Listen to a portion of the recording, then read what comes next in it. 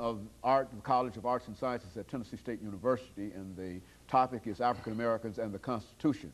And of course, Dr. Lovett, during the first two segments, we've talked about some aspects of the African American experience, historical experience. But let's allow you the last 5 or 6 minutes that we have here to sort of summarize, not only summarize, but also to introduce some additional information about African Americans and the Constitution after the Civil War period. Let's do it from that perspective. Well, one of the things that has always preoccupied this country has been the issues of race and class. And those issues have always been constitutional and legal issues. There are many books that people could read on the Constitution and slavery, some excellent books. And there are other books that have been done by constitutional historians and legal scholars, because those two issues have always been the center of many court battles, and they still are today. Affirmative action is an example. And so we have never, since the days of slavery, gotten away from the court trying to mediate race and class conflicts in American society. But in 1865, the Constitution was amended, the 13th Amendment, on December the 18th, 1865, ratified by the states, which outlawed slavery forever. That was one of the best amendments for African Americans. Slavery is no longer legal anywhere in the country. And in 1868, the 14th Amendment was added to the Constitution, which it provided citizenship, equal protection, and due process of the laws for former slaves or anybody regardless of race, religion, and so on. And then 2 years later, in 1870, the 15th Amendment was added, which guaranteed the right to vote to all persons regardless of previous condition of servitude, race, or whatever. And in fact, African Americans had been voting since 1867 because the Reconstruction Acts passed by the Congress provided for their vote. And by 1868, they were the majority of voters in the South. And that allowed them to hold office as well. And so 22 African Americans served in the Congress until 1905. This is in Washington, D.C. Right, until the last of them left, George White of North Carolina, in 1905. And no African Americans were returned to Congress until the 1960s because of the laws that southern states put in place to disenfranchise African Americans.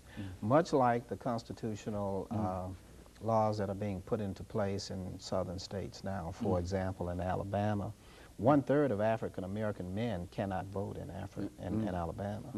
And they cannot vote in Alabama in 1998, 99 because of the convict laws. That is, if they have been felons or whatever, they are disenfranchised forever in the state of Alabama. And so 1/3 of African Americans even today are suffering, men, what they suffered back in the 1890s when they were subject to poll taxes and literacy tests and all those things to take away the vote from people of color.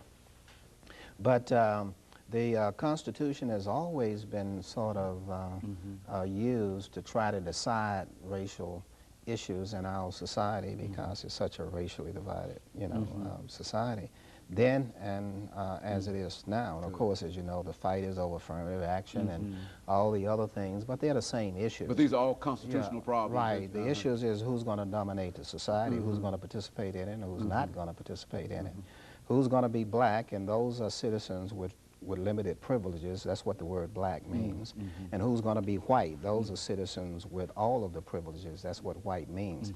Otherwise, there's no such thing as a white race or a black race. They're African Americans, European Americans, or Asian Americans, or whatever. But we're the only country that has a definition that deals with race. And that particular definition means that there's a dividing line. That's all that black-white means. And the Supreme Court has always, since slavery, been in the middle of that trying to mediate those issues. How much do we give this side and how much do we let them go forward? And how much does this side get to keep them from going too far forward? That's basically what the constitutional issues are about. Many of these particular things will be discussed as far as Nashville is concerned in my new book, which was being published by the University of Arkansas Press. And that book will be appearing in May of 1999. It's entitled African American History of Nashville from 1780 to 1930, Elites and Dilemmas. And for example, by 1867, Nashville has 5 black city councilmen. that are serving in the city council. It has... this is right after the war. Right after the war. The first African American to be elected to the Tennessee General Assembly is from Davidson County, Sampson W. Cable. By 1881, there's a second African American elected from this county to the General Assembly. And across the state of Tennessee, especially in West Tennessee, where 70% of former slaves live and still live today, about 69 or 70% live in West Tennessee. There were even more African Americans who served in city councils, county commissions, as well as the state legislature. And then, of course, there were laws put in place to disenfranchise them. And by 1900, there are no African Americans serving on the city council of Nashville or serving in the state General Assembly of Tennessee.